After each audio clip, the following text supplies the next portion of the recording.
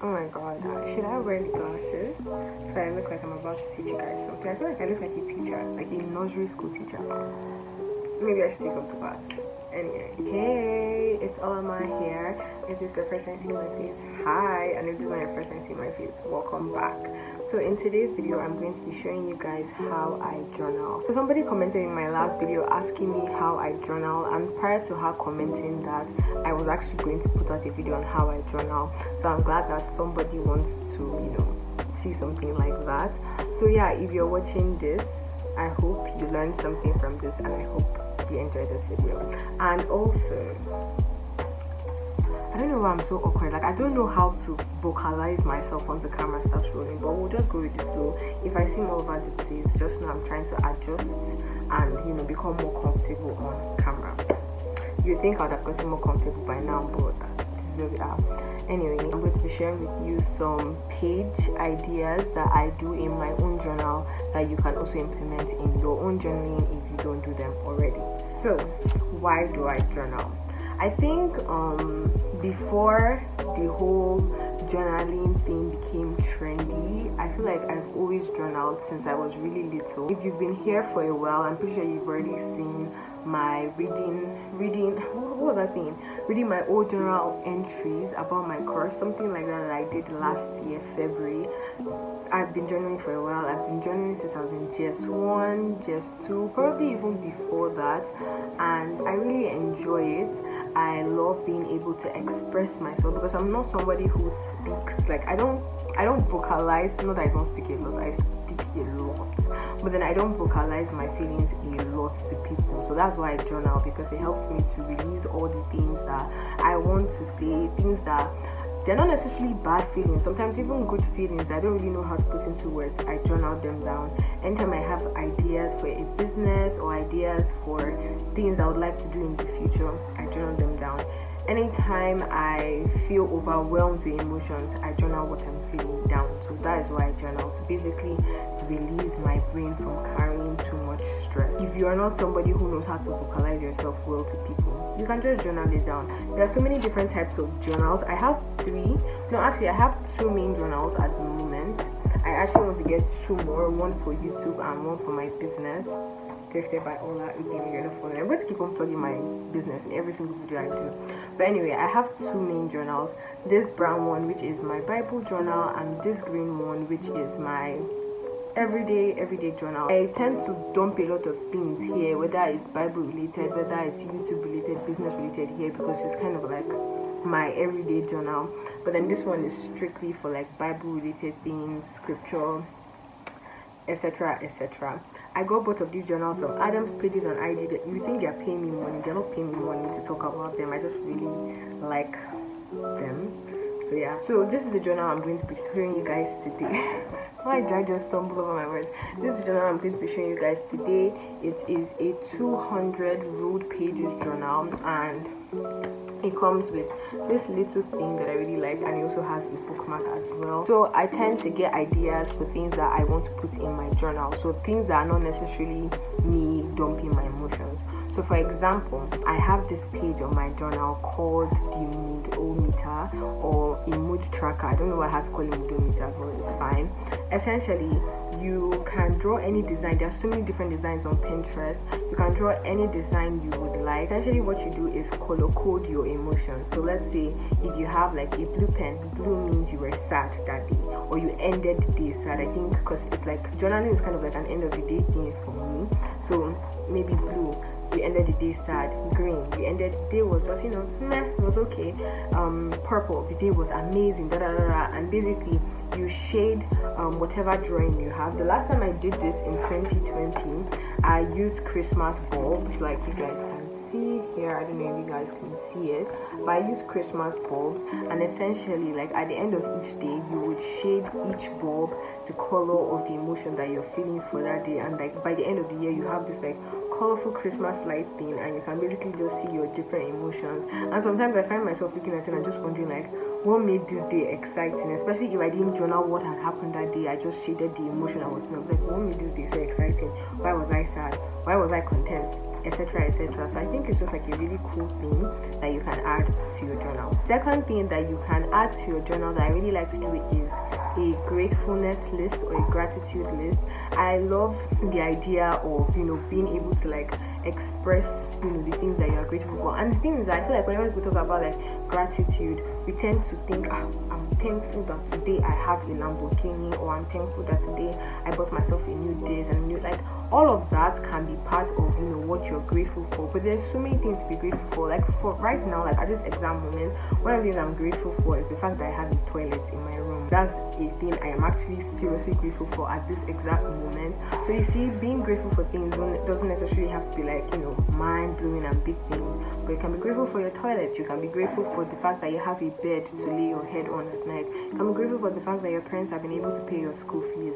You can be grateful for the fact that you woke up this morning. There's so many things to be grateful for, and I feel like it inculcates the habit in you to be able to, you know, find something to be grateful for. There are people who are perpetually complaining, perpetually looking for something to groan about, whine about, and it's like, if you're only looking at the bad things of life, how will you ever see the fact that there are so many good things that happen to you? So highly recommend adding like, you know, a segment in your journal, not necessarily a segment, just being able to like express gratitude and gratefulness to God for the things that you have access to. The third thing that I do in my journal a lot is to-do list.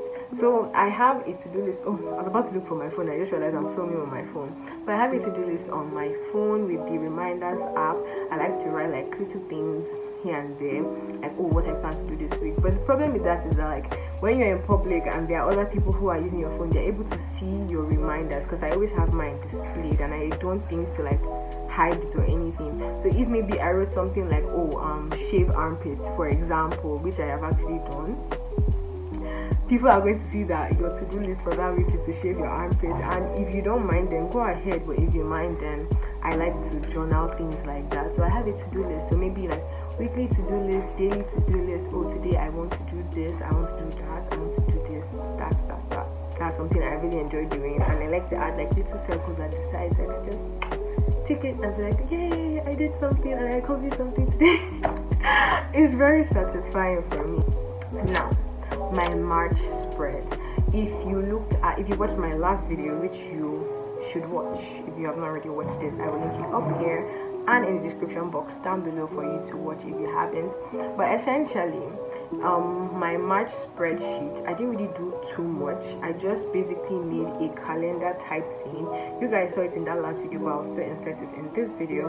I made like a calendar type thing. I just created like little boxes, little squares, wrote the dates like 1, 2, 3 all the way to 31, and I called that page the highlights of the day page. And essentially what I do at the end of every day is to actually sit down, because it's so easy to forget the things you do in a day. It's very easy to just be like, oh, my day was boring.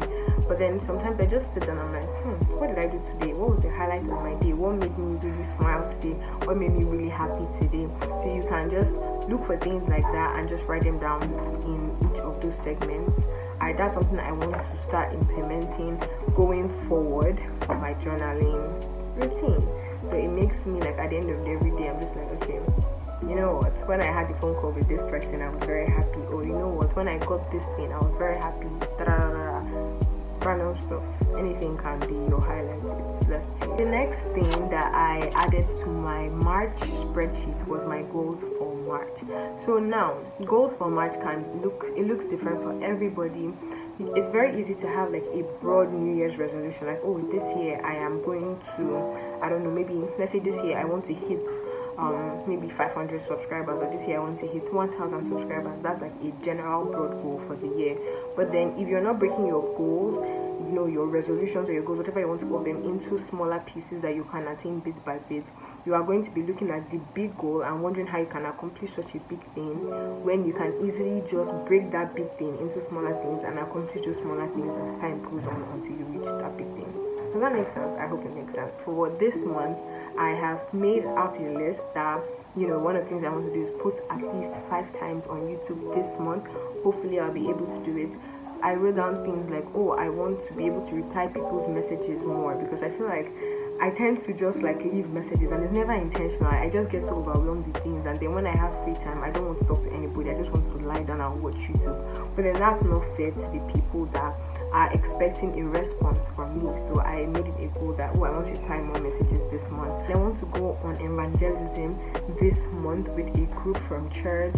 I want to go out for leisure at least once this month. I want to practice my guitar more often this month because I want to be able to play the guitar well enough by the time this year ends. But I can't do that if I'm not practicing. So that's why practicing is on my goals for March. Another thing that I have in my journal is taking a specific goal and breaking that goal into smaller goals.